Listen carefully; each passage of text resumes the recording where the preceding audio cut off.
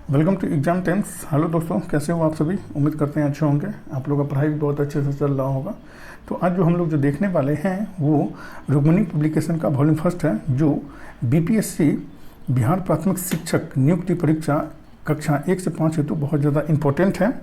और इसमें टोटल जो है वो 25 प्रैक्टिस सेट हैं। और आज का जो हमारा जो प्रैक्टिस सेट जो है वो 12 है। इससे पहले जो 11 प्रैक्टिस सेट जो है वो अपलोड कर दिया गया है, जिसका प्लेलिस्ट भी बना दिया गया है। सो जा करके आप रिवीजन कर सकते हैं, क्योंकि ये आपके एग्ज़ाम में बहुत ज़्यादा हेल्प करेगा। और आज जो हम लोग डिस्कस करेंगे वो जीके, जीएस और करंट अफेयर को हम लोग देखेंगे। ठीक है, अगर चैनल पे नए हैं तो जाके सब्सक्राइब कर दें, क्योंकि टाइम टू टाइम आपको जो है वो नोटिफिकेशन मिलता रहे। सो टाइम वेस्ट ना करते हुए हम लोग अपने प्रैक्टिस सेट के क्वेश्चन पे आते हैं। और अगर हेल्पफुल लगे तो लाइक करना ना भूलें। ठीक है,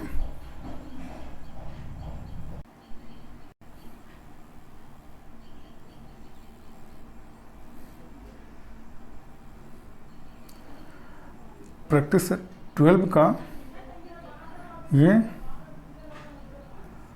40 क्वेश्चन है।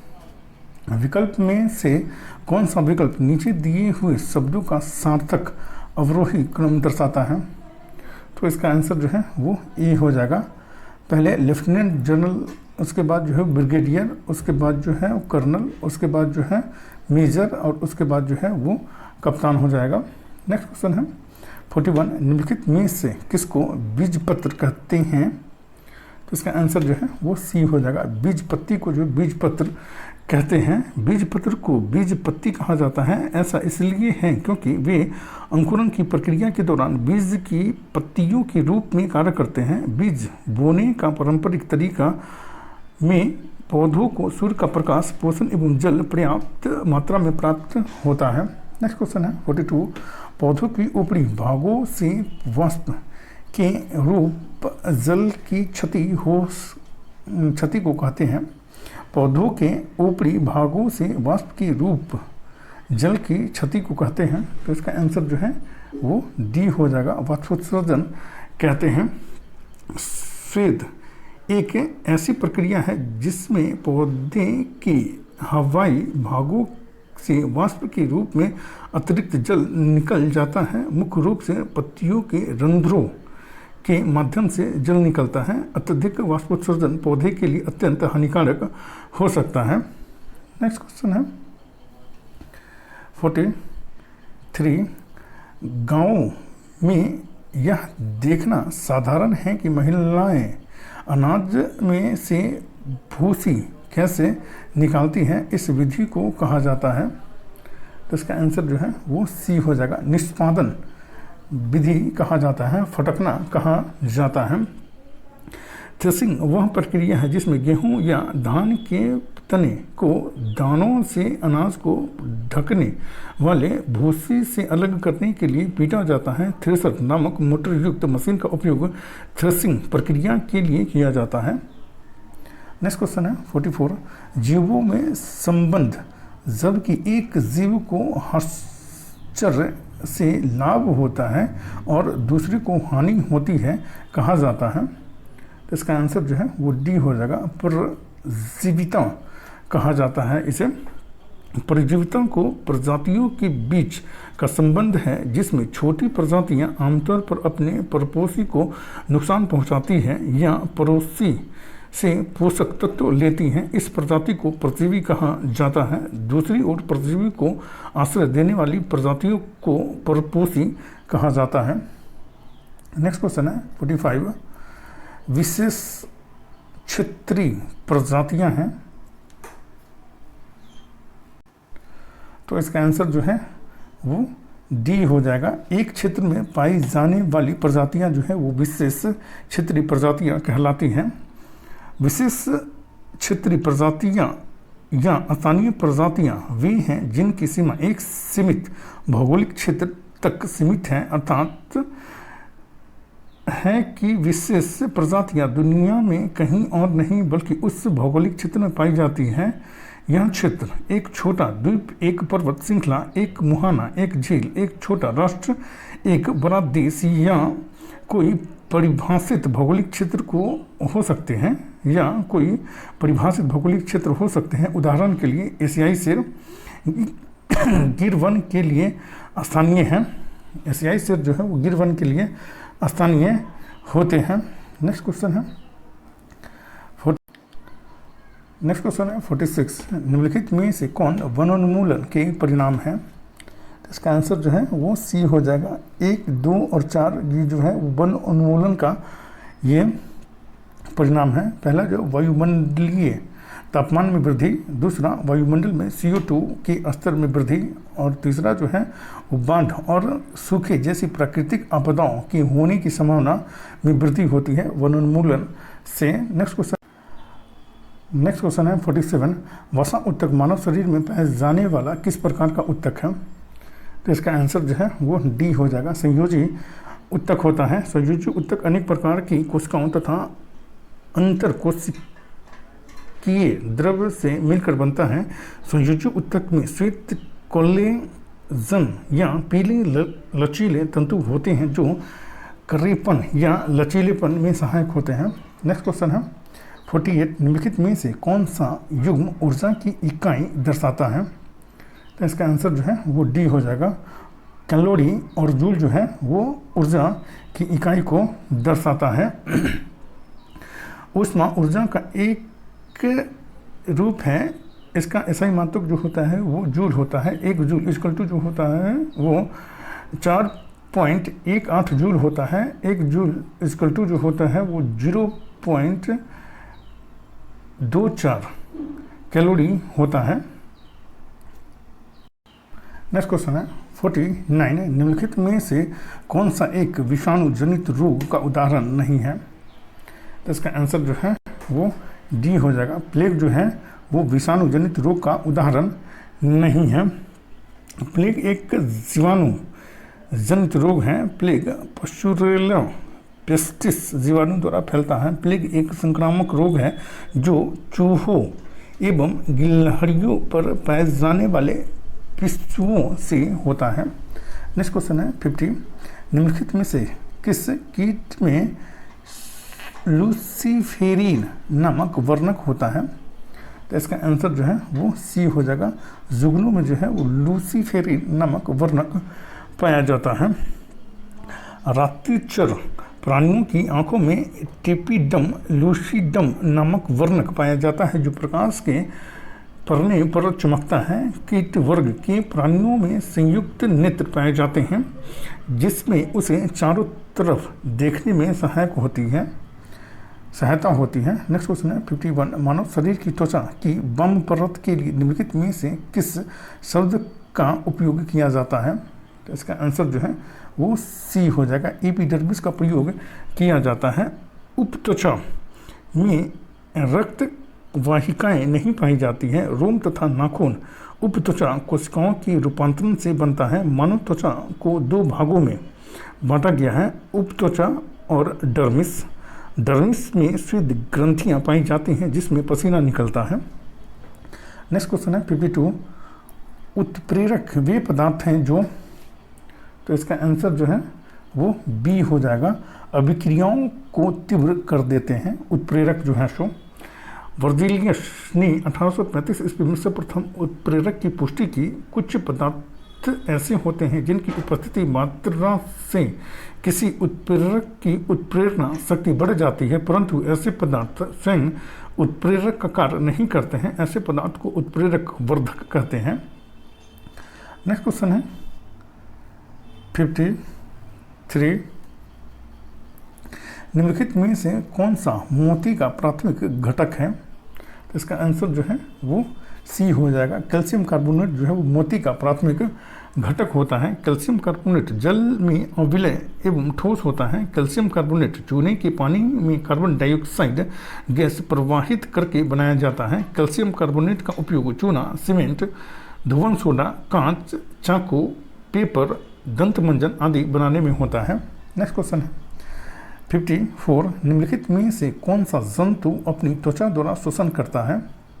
तो इसका आंसर जो है वो बी हो जाएगा। मेढक जो है वो अपनी त्वचा के द्वारा श्वसन करता है। मेढक एक उभयचर जीव है। उभयचर जीव जल और थल दोनों में रहने के लिए अनुकूल होते हैं। उभयचर जीव का उदय डिवोनियन कल्प में हुआ था। उभयचरों में श्वसन गिल, त्वचा तथा फेफड़ा द्वारा होता है। नेक्स्ट क्वेश्चन है 55। निम्नलिखित में से सर्वाधिक अक्रियाशील धातु कौन सी है? तो इसका आंसर जो है वो ए हो जाएगा। पोटेशियम जो है वो सर्वाधिक अक्रियाशील धातु है। सबसे अक्रियाशील धातु सोना है। Au एवं Ag की कम क्रियाशीलता के कारण यह स्वतंत्र अवस्था में पाया जाता है। पोटेशियम एवं सोडियम की अधिक क्रियाशीलता के कारण उसे केरोसिन तेल में रखा जाता है। नेक्स्ट क्वेश्चन है 56। निम्नलिखित में से कौन सा वनों की कटाई का परिणाम नहीं है? तो इसका आंसर जो है वो सी हो जाएगा। वायुमंडल में ऑक्सीजन के स्तर में वृद्धि, ये वायुमंडल की कटाई का परिणाम नहीं है। प्रकृति के समग्र संतुलन में गड़बड़ी होती है वनों की कटाई से। पृथ्वी पर प्रदूषण के स्तर में वृद्धि होती है और भूजल के स्तर में कमी होती है वनों की कटाई से। नेक्स्ट क्वेश्चन है 57। निम्नलिखित में से कौन सा कथन सत्य है? तो इसका आंसर जो है वो सी हो जाएगा। क्षार स्वाद में कड़वे होते हैं, ये सत्य है। नेक्स्ट क्वेश्चन है 58। एक परमाणु में न्यूट्रॉनों की संख्या किसके बराबर होती है? तो इसका आंसर जो है वो बी हो जाएगा। द्रव्यमान संख्या परमाणुओं की संख्या के बराबर होती है। परमाणु मुख्यतः 3 मूल कणों इलेक्ट्रॉन, प्रोटॉन और न्यूट्रॉन से बनता है। परमाणु के केंद्र में एक नाभिक होता है जिसमें प्रोटॉन एवं न्यूट्रॉन रहते हैं तथा इलेक्ट्रॉनों नाभिक के चारों ओर चक्कर लगाते हैं। परमाणु में प्रोटॉन एवं इलेक्ट्रॉन की संख्या समान एवं आवेश विपरीत होते हैं जिसके कारण यह उदासीन होते हैं। नेक्स्ट क्वेश्चन है 59। प्रतिरोध की SI इकाई है। तो इसका आंसर जो है वो बी हो जाएगा। ओम जो है वो प्रतिरोध की इकाई होती है। विद्युत आवेश की इकाई जो है वो कूलम्ब होती है। विद्युत धारा की इकाई जो है वो फैराडे होती है। विद्युत ऊर्जा की इकाई जो है वो जूल होती है। विद्युत धारा की इकाई जो एम्पियर होती है। विद्युत विभव की इकाई जो है वोल्ट होती है। विद्युत क्षेत्र तीव्रता की इकाई जो है वो न्यूटन प्रति कूलम्ब होती है। तलीय कोण, इसका जो SI मात्रक जो है वो रेडियन होती है। ऊष्मा, इसका जो SI मात्रक जो है वो जूल होती है। बल, इसका जो SI मात्रक जो होता है वो न्यूटन होता है। नेक्स्ट क्वेश्चन है 60। एक तरल द्वारा गैस में परिवर्तित होने वाली प्रक्रिया को कहा जाता है? तो इसका आंसर जो है वो बी हो जाएगा। वाष्पीकरण कहा जाता है। एक तरल द्वारा गैस में परिवर्तित होने वाली प्रक्रिया को वाष्पीकरण कहा जाता है। नेक्स्ट क्वेश्चन है 61। गति का पहला समीकरण किसके बीच संबंध दर्शाता है? तो इसका आंसर जो है वो बी हो जाएगा। वेग और समय के बीच संबंध को दर्शाता है गति का पहला समीकरण, जिसे न्यूटन ने दिया था। नेक्स्ट क्वेश्चन है 62। इनमें से किसे न तो बनाया जा सकता है और न ही नष्ट किया जा सकता है? तो इसका आंसर जो है वो डी हो जाएगा। ऊर्जा को जो है न ही बनाया जा सकता है और न ही इसे नष्ट किया जा सकता है। विश्व की कुल ऊर्जा नियत रहती है। ऊर्जा केवल एक रूप से दूसरे रूप में रूपांतरित हो सकती है। नेक्स्ट क्वेश्चन है 63। वृषणों से कौन सा हार्मोन स्रावित होता है? तो इसका आंसर जो है वो डी हो जाएगा। टेस्टोस्टेरोन जो है वो स्रावित होता है वृषणों से। टेस्टोस्टेरोन हार्मोन पुरुषोचित लैंगिक लक्षणों के परिवर्धन को एवं यौन आचरण को प्रेरित करता है। अंडाशय से एस्ट्रोजन, प्रोजेस्टेरोन और रिलैक्सिन हार्मोन निकलता है। एस्ट्रोजन यह अंडवाहिनी के परिवर्धन को पूर्ण करता है। नेक्स्ट क्वेश्चन है 64। मानव जनन प्रणाली का कौन सा हिस्सा मां के रक्त से भ्रूण को पोषण प्राप्त करने में मदद करता है? तो इसका आंसर जो है वो सी हो जाएगा। गर्भनाल जो है वो मां के गर्भ में जो बच्चा होता है उसको पोषण प्राप्त करने में जो है ये मदद करता है। नेक्स्ट क्वेश्चन है 65। जंतुओं का कौन सा समूह विशेष रूप से मुक्त रूप से रहने वाले समुद्री जीव हैं। तो इसका आंसर जो है वो डी हो जाएगा। इकाइनोडर्मिटा जो होता है वो मुक्त रूप से समुद्र में रहने वाला जीव होता है। इकाइनोडर्मिटा संख जीव की त्वचा पर कंटिकाएं पाई जाती हैं, इसी कारण इसका नाम इकाइनोडर्मिटा रखा गया है। यह नाम 1738 ईस्वी में जैकोब क्लीन ने दिया था। इस संघ के जीव सिलोम युक्त होते हैं। नेक्स्ट क्वेश्चन है 66। बल की परिभाषा को किसके आधार पर व्याख्यायित किया जा सकता है? तो इसका आंसर जो है वो ए हो जाएगा। न्यूटन के गति का पहला नियम के तहत जो इसको व्याख्यायित किया जा सकता है। बल की परिभाषा को न्यूटन के गति के प्रथम नियम से 3 बातों की जानकारी मिलती है। पहला शून्य त्वरण, दूसरा जड़त्व एवं तीसरा बल की परिभाषा। न्यूटन का गति नियम 1687 ईस्वी में प्रिंसिपिया पुस्तक में सर्वप्रथम प्रकाशित किया गया था। नेक्स्ट क्वेश्चन है 67। स्वस्तम की उत्तरजीविता उक्त के रचयिता कौन थे? तो इसका आंसर जो है वो डी हो जाएगा। हर्बर्ट स्पेंसर थे। किस कोशिका ऑर्गेनेल को कोशिका का मास्टर कहा जाता है? इसका आंसर जो है वो डी हो जाएगा। नाभिक को जो है वो कोशिका ऑर्गेनेल कोशिका का मास्टर कहा जाता है। नाभिक कोशिका में केंद्र की खोज रॉबर्ट ब्राउन ने 1831 ईस्वी में की थी। कोशिका द्रव्य के बीच में एक बड़ी गोल एवं गाढ़ी संरचना पाई जाती है जिसे नाभिक कहते हैं। इसके चारों ओर दोहरे परत की एक झिल्ली होती है जिसे केंद्रक कला या केंद्रक झिल्ली कहते हैं। नेक्स्ट क्वेश्चन है 69। निम्नलिखित में से कौन सा कथन सही या गलत है? कथन ए जो है ये एक आवर्त में बाएं से दाएं चलते समय तत्वों की रासायनिक प्रक्रिया पहले घट जाती है और फिर बढ़ जाती है। दूसरा जो है आवर्त तालिका के समूह में नीचे जाने पर गैर धातु की रासायनिक प्रतिक्रिया बढ़ जाती है। तो इसका आंसर जो है वो ए हो जाएगा। कथन ए सही है लेकिन बी जो है वो गलत है। आवर्त में बाएं से दाएं रासायनिक प्रक्रिया पहले घटती है फिर बढ़ जाती है। समूह में नीचे जाने पर गैर धातुओं की क्रियाशीलता घटती है लेकिन अधातु की क्रियाशीलता जो है वो बढ़ती है।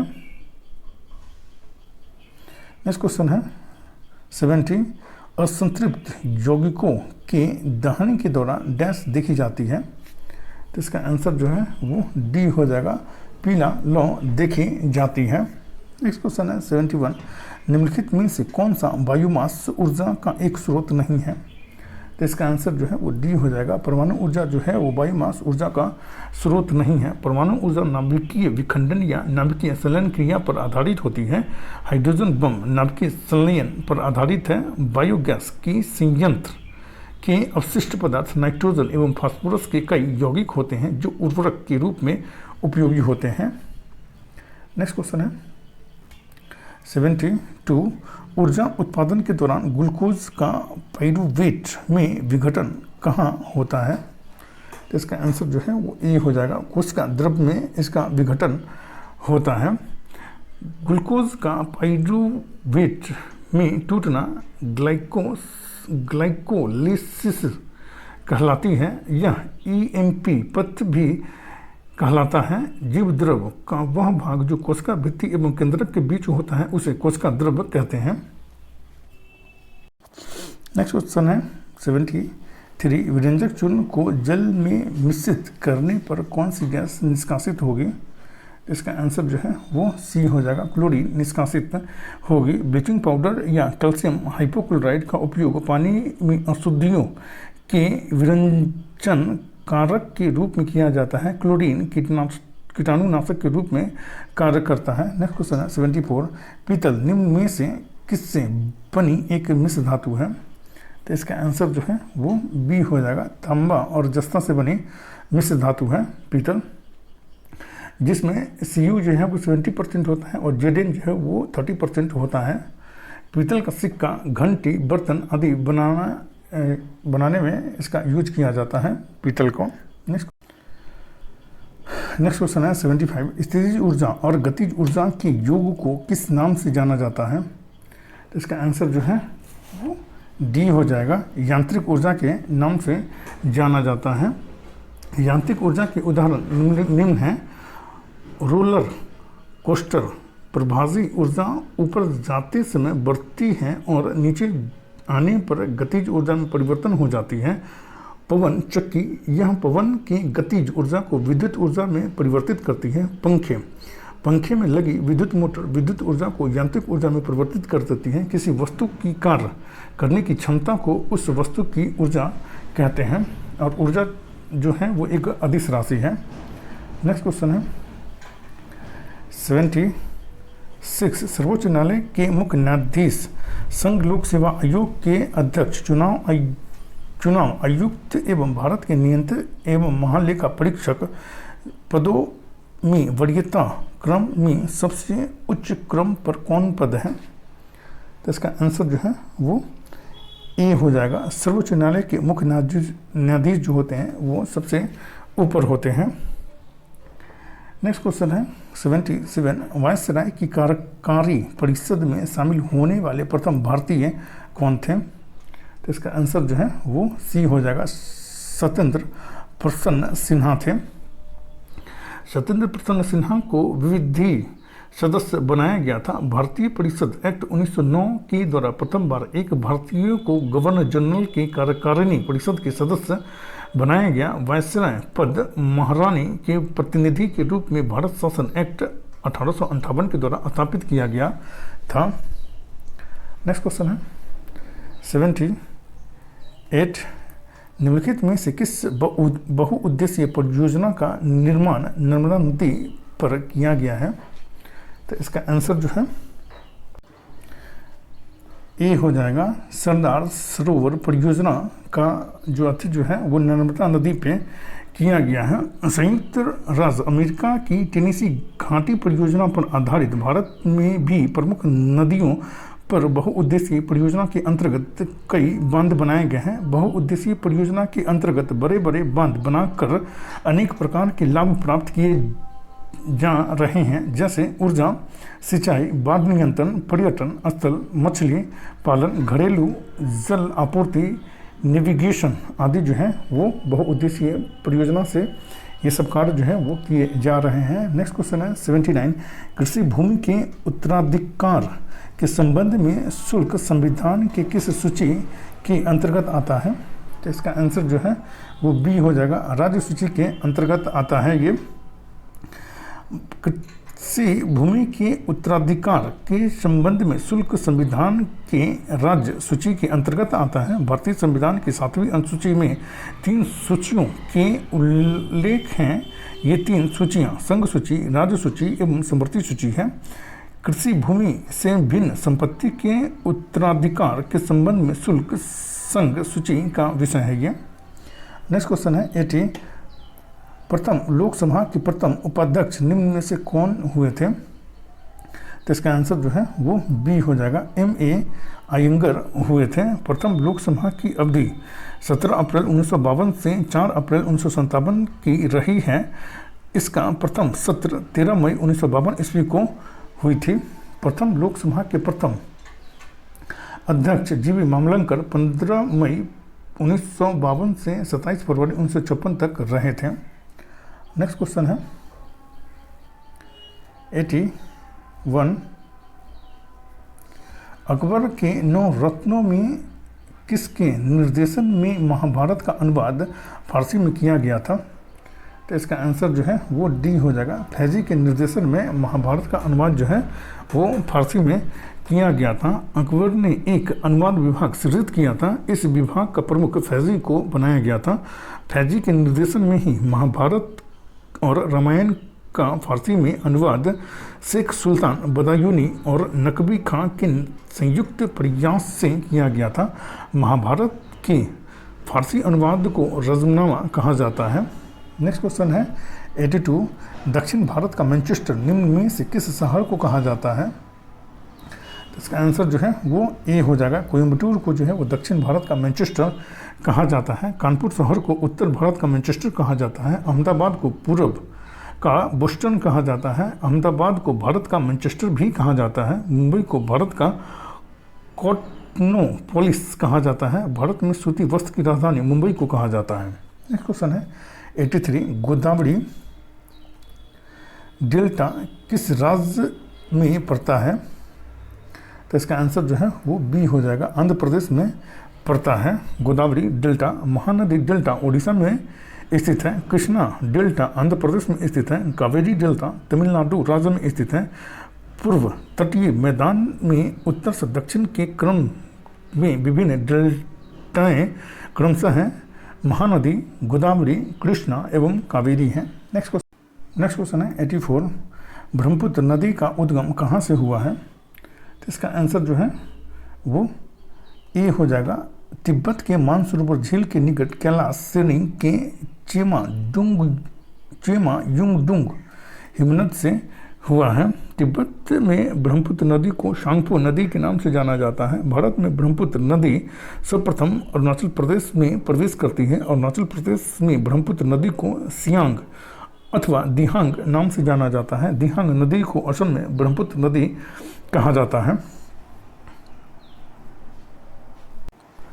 नेक्स्ट क्वेश्चन है 85 इनमें से किस समिति का गठन बैंकिंग क्षेत्र में सुधार हेतु किया गया था? तो इसका आंसर जो है वो सी हो जाएगा। नरसिम्हन समिति का जो गठन जो है वो बैंकिंग सुधार क्षेत्र के लिए किया गया था। नरसिम्ह समिति 2 है। प्रथम नरसिम्ह समिति 1991 में गठित की गई थी, जिसमें 4 स्तरीय बैंकिंग व्यवस्था का सुझाव दिया गया था। पहला जो है वो अंतर्राष्ट्रीय स्तर पर, दूसरा जो राष्ट्रीय स्तर पर, तीसरा जो जिला स्तर पर और चौथा जो ग्राम स्तर पर था। और द्वितीय नरसिम्ह समिति 1998 में आई थी, जिसने गैर निष्पादित संपत्तियों में सुधार के द्वारा बैंकिंग परिसंपत्तियों का मजबूत बनाने की बात कही थी। मल्होत्रा समिति RN मल्होत्रा के नेतृत्व में वर्ष 1993 ईस्वी में गठित की गई थी। मल्होत्रा समिति बीमा क्षेत्र से सुधार से संबंधित है। नेक्स्ट क्वेश्चन है 86 प्रार्थना समाज की स्थापना किसने की थी? तो इसका आंसर जो है वो डी हो जाएगा, आत्माराम पांडुरंगा ने की थी प्रार्थना समाज की स्थापना।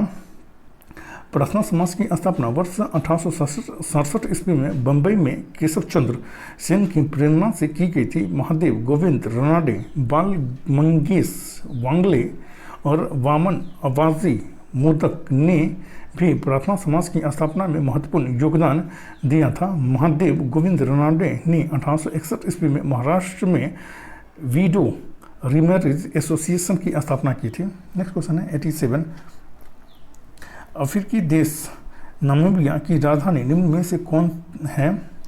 तो इसका आंसर जो है वो ए हो जाएगा, विंडहॉक है इसकी राजधानी।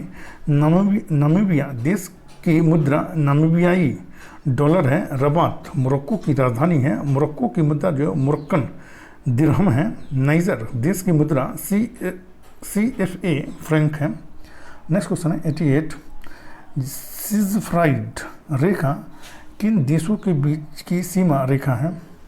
इसका आंसर जो है वो सी हो जाएगा, जर्मनी और फ्रांस के बीच की रेखा जो है वो सिजफ्राई रेखा कहलाती है।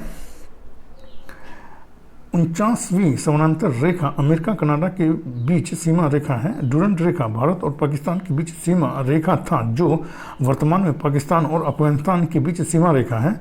17वीं समानांतर रेखा उत्तरी वियतनाम और दक्षिणी वियतनाम के बीच सीमा रेखा बनाती है। हिंडनबर्ग रेखा जर्मनी और पोलैंड के बीच ये सीमा रेखा बनाती है। नेक्स्ट क्वेश्चन है 89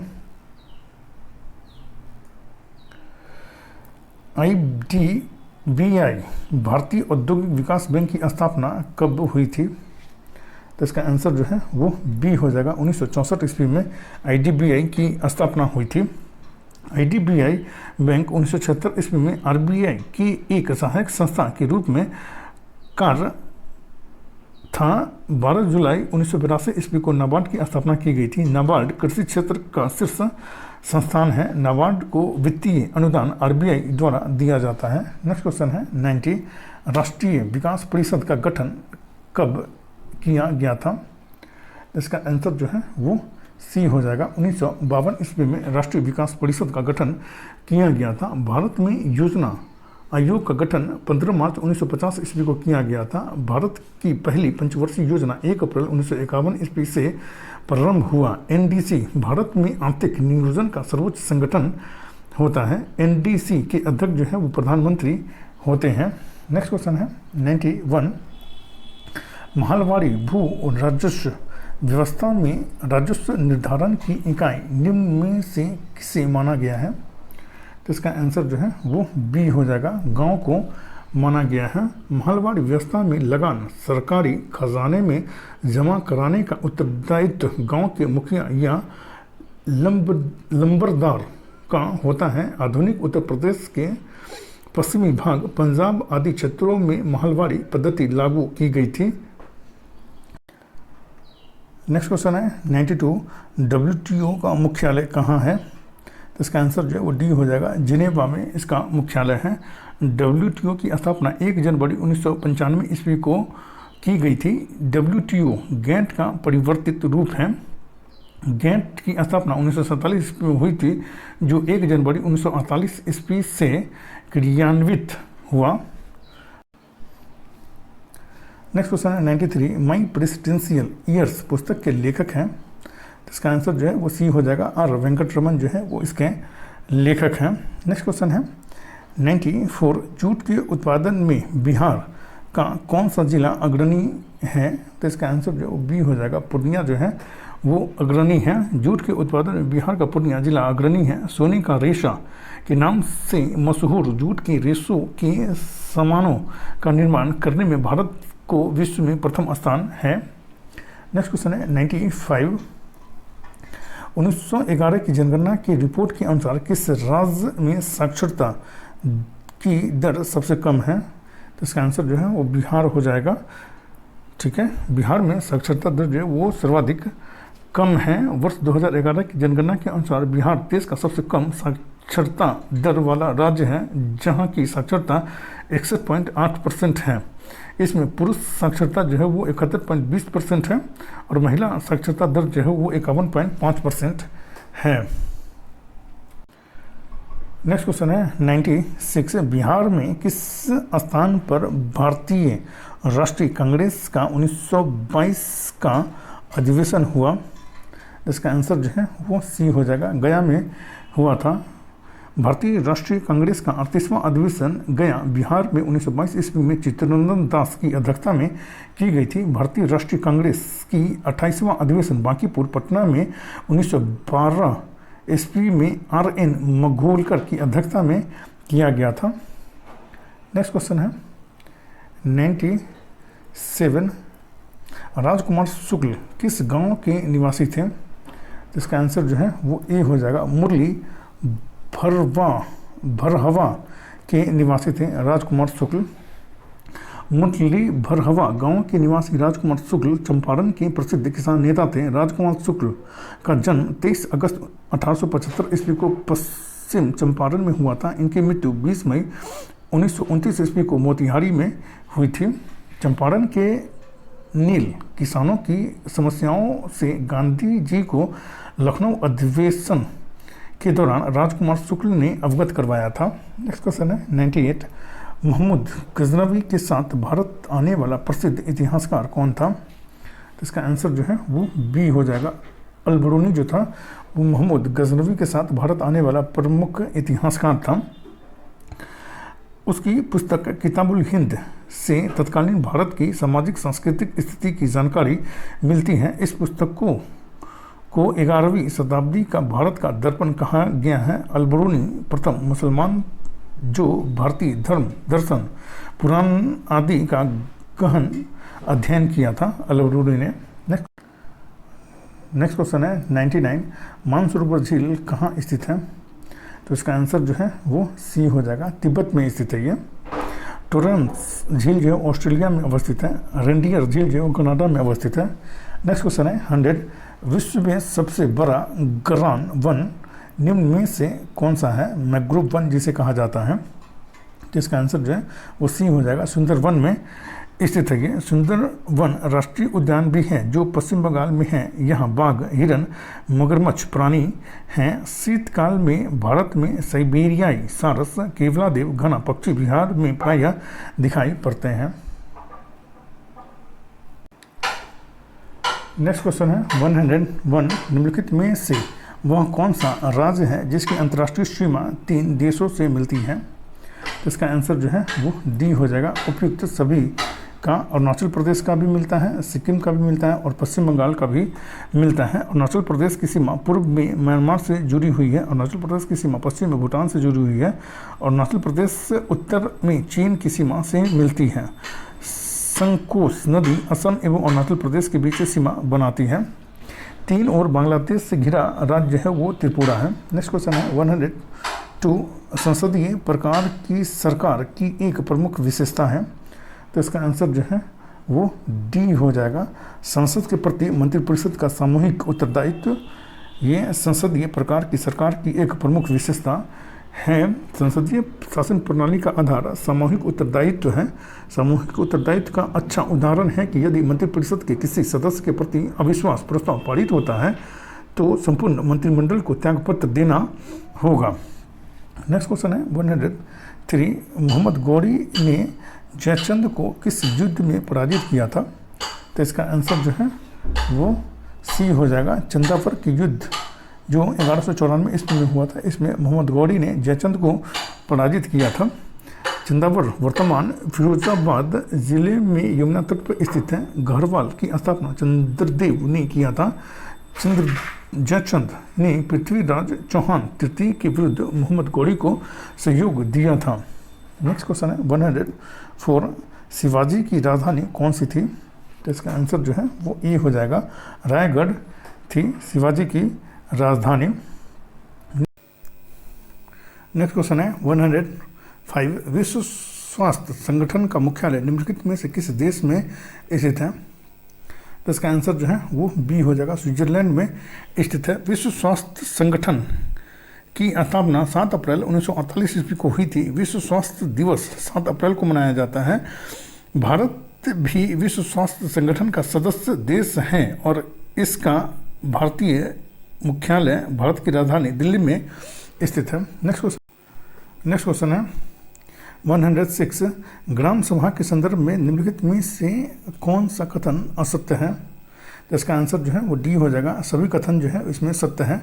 ग्राम पंचायत पूरे गांव के हित में निष्पक्ष रूप से काम कर सके, इसमें ग्राम सभा की महत्वपूर्ण भूमिका है। ग्राम सभा पंचायत को मान्य ढंग से काम करने से रोकती है, साथ पैसों का दुरुपयोग एवं कई गलत काम ना हो उसकी निगरानी भी करती है। ग्राम सभा चुने हुए प्रतिनिधियों पर नज़र रखने और लोगों के प्रति जिम्मेदार एवं जवाबदेह बनाने में बहुत ही महत्वपूर्ण भूमिका निभाती है ग्राम सभा।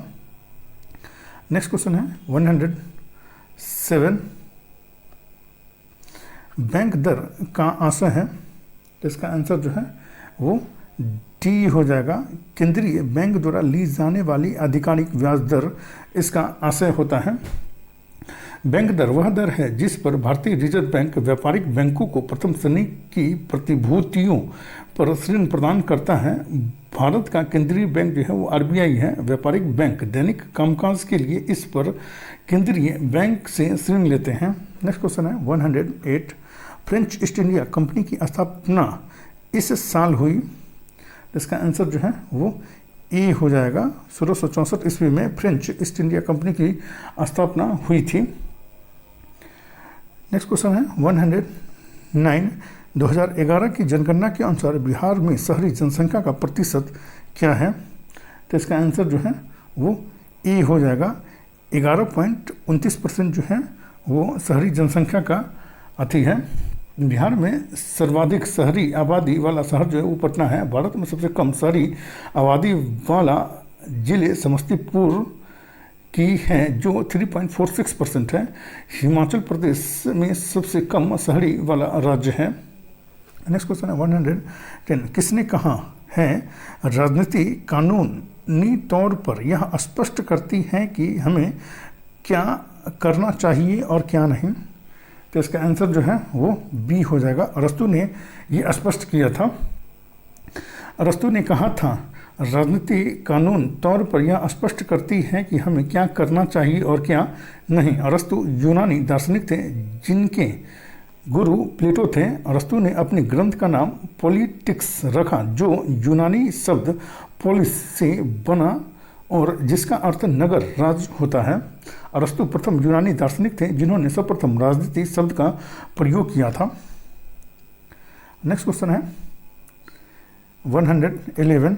निम्नलिखित जंगलों में कौन सा जंगल पृथ्वी ग्रह के फेफड़ों के रूप में जाना जाता है? तो इसका आंसर जो है वो डी हो जाएगा। अमेज़न वर्षा वन जो है वो पृथ्वी के फेफड़ों के रूप में जाना जाता है। अमेज़न वर्षा वन अत्यंत सघन वन है। अमेज़न वर्षा वन अमेजोनिया और अमेज़न वन के नाम से जाने जाते हैं। ये चौड़ी पत्तियों वाली नमी युक्त वन है जो दक्षिणी अमेरिका के अमेज़न बेसिन के भूभाग पर फैले हुए हैं। नेक्स्ट क्वेश्चन है 112। निम्न में से कौन सा पृथ्वी के घूर्णन का प्रभाव नहीं है? तो इसका आंसर जो है वो डी हो जाएगा। ऋतु परिवर्तन जो है वो पृथ्वी के घूर्णन के कारण नहीं होती है। पृथ्वी द्वारा सूर्य के चारों ओर चक्कर लगाने की प्रक्रिया को परिक्रमण कहा जाता है। पृथ्वी के परिक्रमण गुण के कारण ही ऋतु परिवर्तन होता है।